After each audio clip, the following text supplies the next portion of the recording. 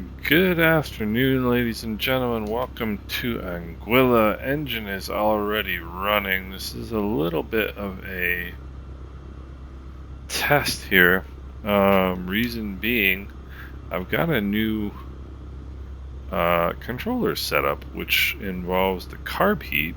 So, that's probably the least interesting thing you're going to hear today, but I'm going to talk to you about that as we go. Let's release the parking brake, turn on the taxi lights, and first thing is first here. Why don't we put our radio on the correct frequency? 122.8. Let's see if there's anybody around. There is not. Alright, transponder, squawk altitude. Okay. Let's go here. Anguilla traffic, Cessna 4753 X-ray, taxi into runway 11 via taxiway Bravo, Anguilla. So what, I went flying a week ago in a real airplane in the Cherokee, and I did something stupid.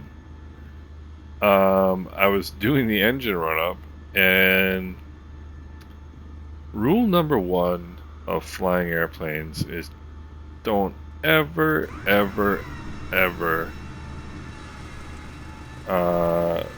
press a button or push a knob without looking to see what it is. And I, for the second time in my flying career, did not follow that golden rule. And what I did was I reached over during the engine run-up.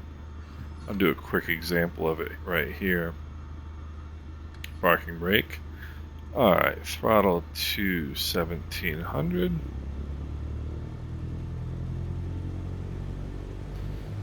Throttle to 1700. Okay. Left magneto. Good drop. Back to both. Right magneto. Good drop. Back to both. Carb heat. You ready for this one? Watch this. Good drop. Carb heat back in. Check the oil temperature and oil pressure. Both looking fine. Oh, I made a mistake. I didn't push the mixture in full rich for the run-up. Well, that's okay. And anyway, when I did the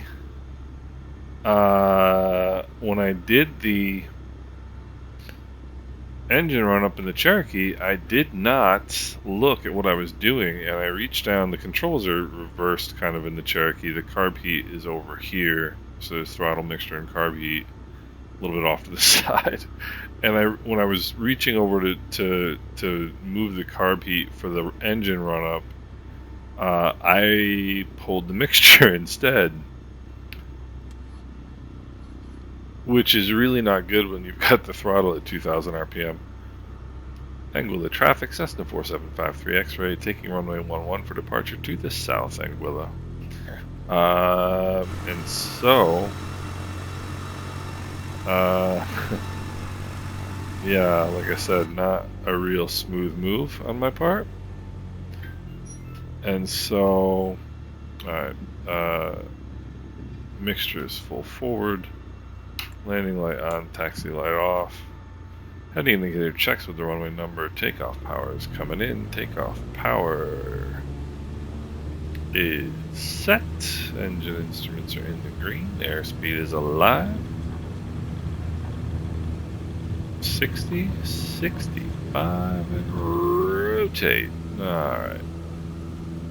Pitch for 75 knots. Hello, Anguilla. Pitch for 75 knots and trim. And so, yeah, so I had the throttle at 20, I just realized probably can't hear a word I'm saying.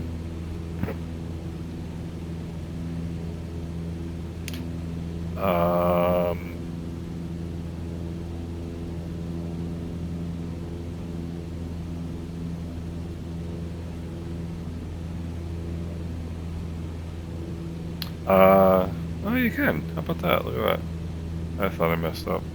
Um, anyway, now that I know you can hear me, uh, I so I was doing the engine run up and I pulled the mixture at 2,000 RPM, which is pretty bad because gives you a nice big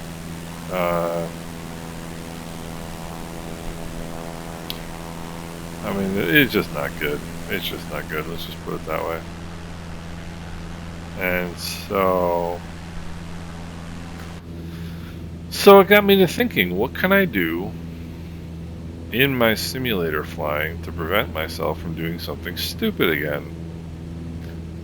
And I came to the conclusion that what I needed to do was map the carb heat to an axis on my Honeycomb Bravo so that I can kind of recreate the environment in which I made the mistake that I made. And hopefully, in flying my simulator, I can practice not making that mistake. So that's what I've done, and that's what I'm trying to kind of check right here today.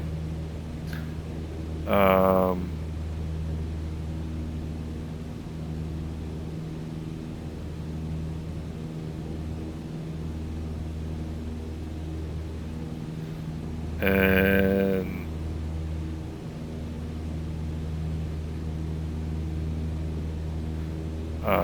so I am going to check that, see if it works. Seems like it'll work. And in the meantime, there is St. Martin. St. Bart's off our nose.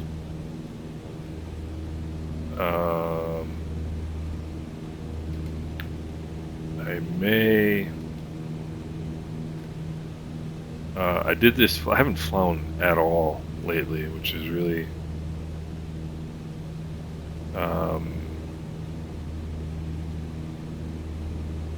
been kind of irritating for me. Haven't been able to fly in the sim, definitely haven't been able to fly in real life.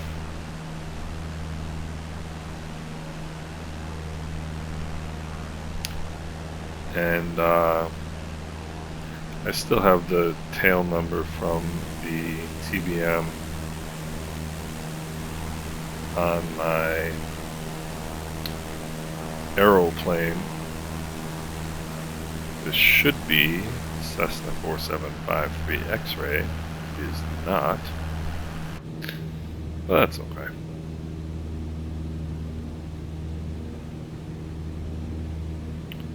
What's not okay is that we are climbing. So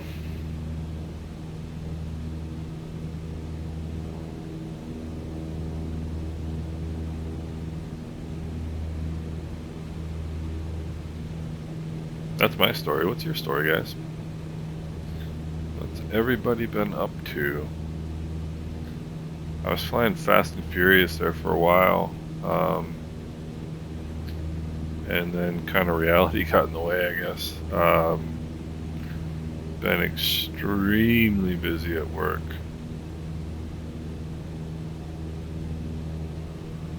And I guess one of the other things I can... Let me make a radio call here real quick. St. Martin traffic, Cessna 4753 X-ray is in the VFR corridor to St. Barts, southbound at 1,600 feet, St. Martin.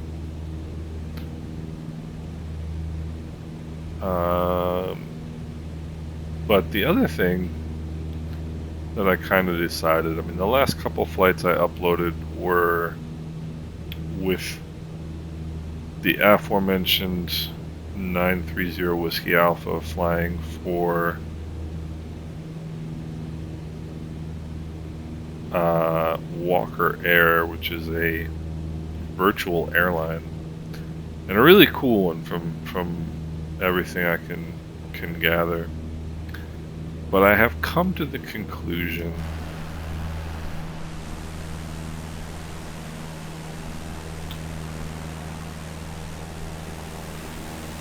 that virtual airlines just aren't my thing, at least not right now. I got into Flight Simulator, was having a lot of fun.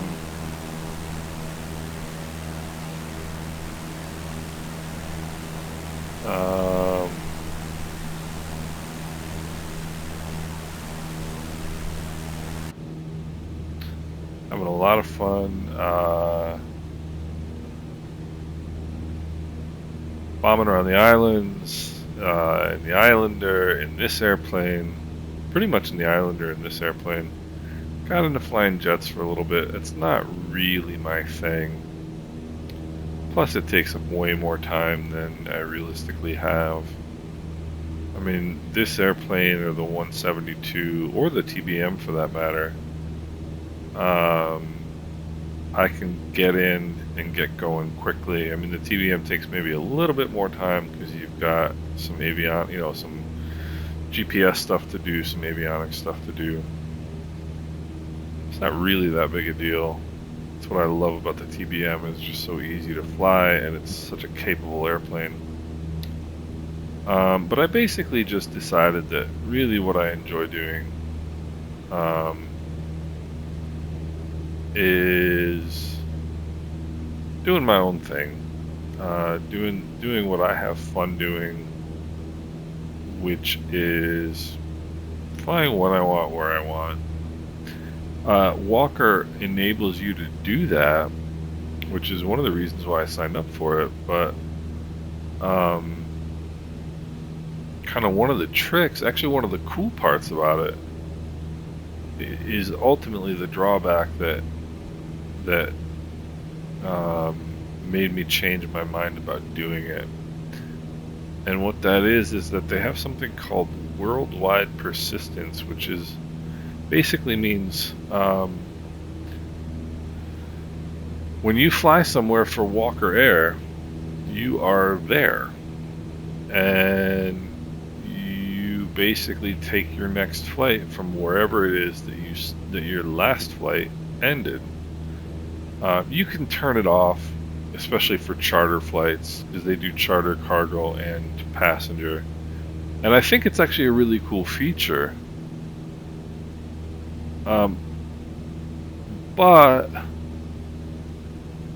And you've got a home base as a pilot.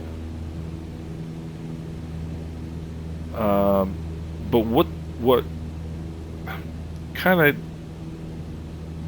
I found as a drawback is I like that feature, and if I were to fly for them, and I'll probably do some more flights for them here and there.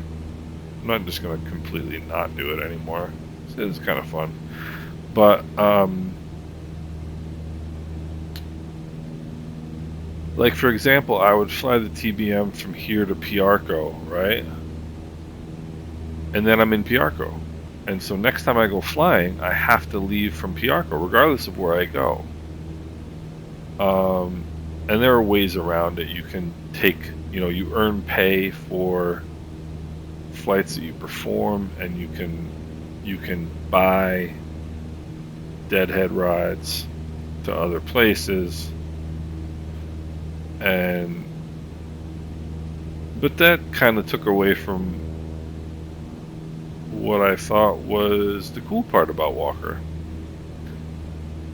And so I just think that ultimately speaking, I'm going to have more fun just doing my thing, because I wound up down in Piarco and wound up kind of hopscotching my way back up in the TBM, because I didn't always have an hour and a half or 2 hours to dedicate to flying, a longer flight. Whereas doing this, I can just hop on the 152 and just bop down to St. Barts, and it's cool. Simpler, less to think about. I mean, it does take a little bit more time to set up the Walker Air flights because you've got to go through their scheduling system, which is all fantastic. I mean, they've really got it set up well. It's just not right now ultimately the thing that I think I'm going to have the most fun doing. So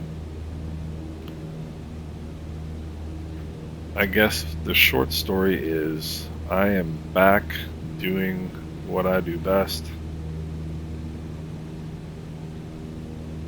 which is hopscotching around the Caribbean.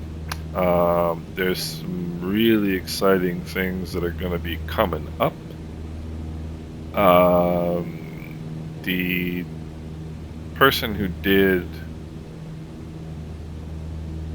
the Anguilla scenery has since done let's change my altimeter here, 1016, has since done Pointe-à-Pitre in Guadeloupe. And that's the other exciting news, is I am going to Guadeloupe in September, which I know is kind of a weird time to go to the Caribbean. I like going to the Caribbean during weird times. Not many people there. It's fun. It's cheaper. So my girlfriend and I are going to Guadeloupe in September for 8 days to stay right in the area where Death in Paradise is filmed, this BBC TV show, which we really like. So I'm super excited about that. Super excited about the Guadeloupe, the Pointe-à-Pitre airport scenery, which I'm going to buy, and we'll fly down there and check that out. It looks unbelievable, and the cool part about it is it's such a, you know, such kind of a monumental airport in this part of the world, you know, in terms of its, you know, hub activity and whatnot. So really, really cool. Cannot wait to get my hands on that. And he also did a scenery for Culebra, which is a good freeware scenery for Culebra, which I've flown to and is on my channel, but I think his scenery is going to be much, much better. In fact, I know it is, and I'm excited about it, so we're going to go check that out too. So there's lots of fun stuff, and lots of fun stuff going on in the Caribbean, and we're all going to be part of it here. So St. Bart's traffic, Cessna 4753 X-ray is on a 3-mile left base, runway 10, St. Bart's. Alright, so now what we're going to do is look down. We're going to pull on the carb heat. And now I have it as an axis on my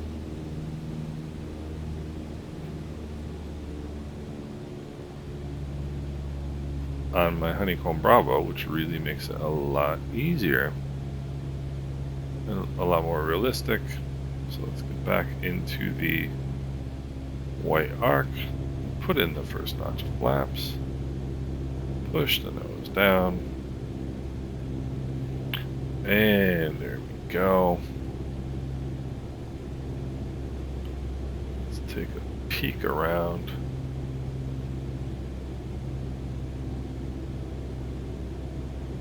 There's our little island there. That's Sugarloaf.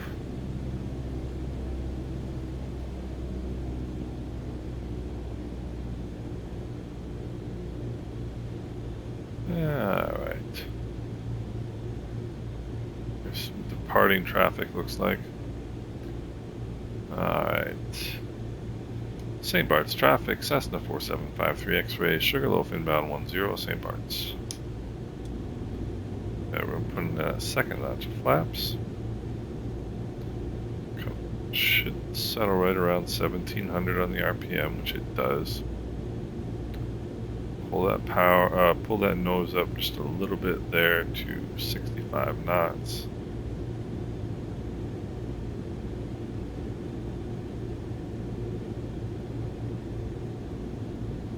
Trim for that airspeed. And I am really pleased with where we are. Carb heat's on, mixture's rich. Flaps are set, airspeed is good.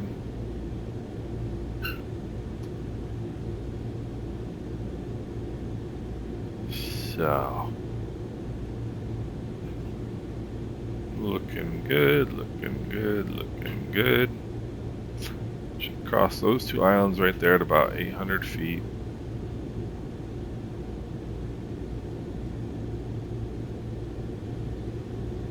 Good old St. Bartholomew looking beautiful as always.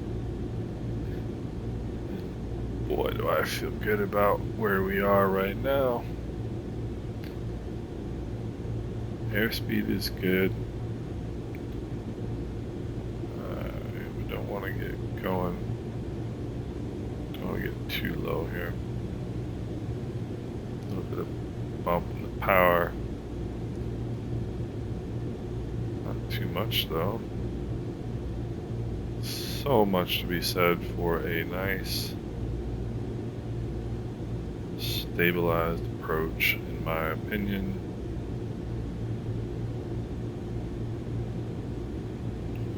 Alright. St. Bart's traffic, Cessna 4753 X-ray, short final 10 St. Bart's. Oh, we're getting slow here, and we're getting slow, and we're getting low.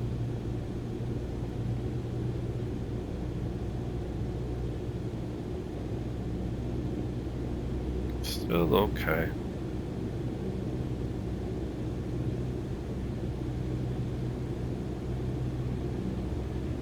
A little bit of power. Don't want to get too crazy here.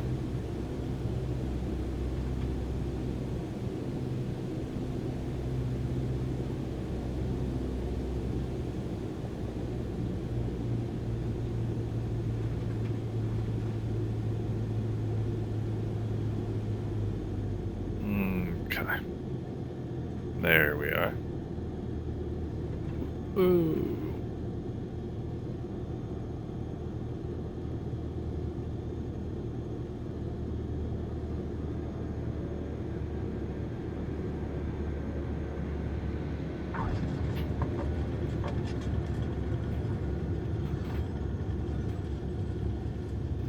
Okay, and we'll use some aerodynamic braking, and we're good.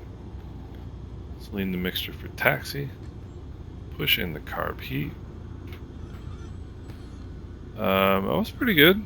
I mean, wasn't as good as the one this morning. I did this flight this morning, but it was pretty good.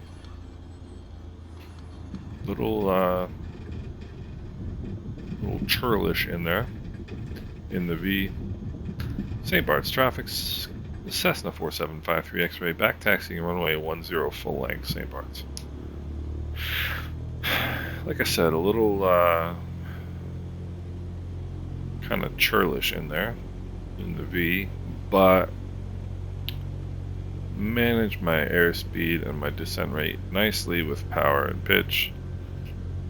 And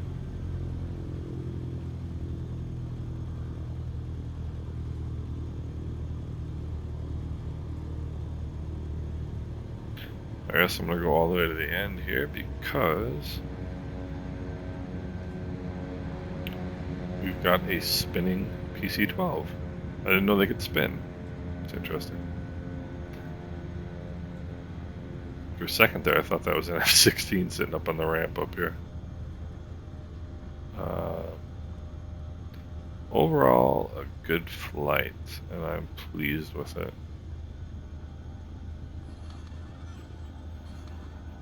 Alright, let's get ourselves off the ramp here, or off the runway rather.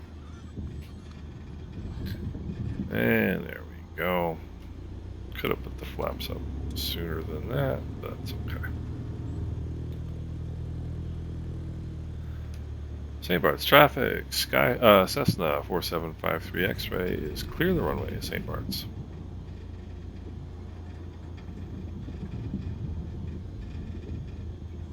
So normally I wouldn't park nose in, but because this is such a cool airport and the view is so good, I will park nose in. So, mixture to idle cutoff, throttle to idle, carb heat is cold. Let's put on the parking brake. Lights are off, flaps are up, magnetos off, Master and battery switches off, and that's all she wrote, folks. So, welcome to St. Bart's. Cool little flight. Happy with my new setup, and happy you guys chose to fly along. See you guys later.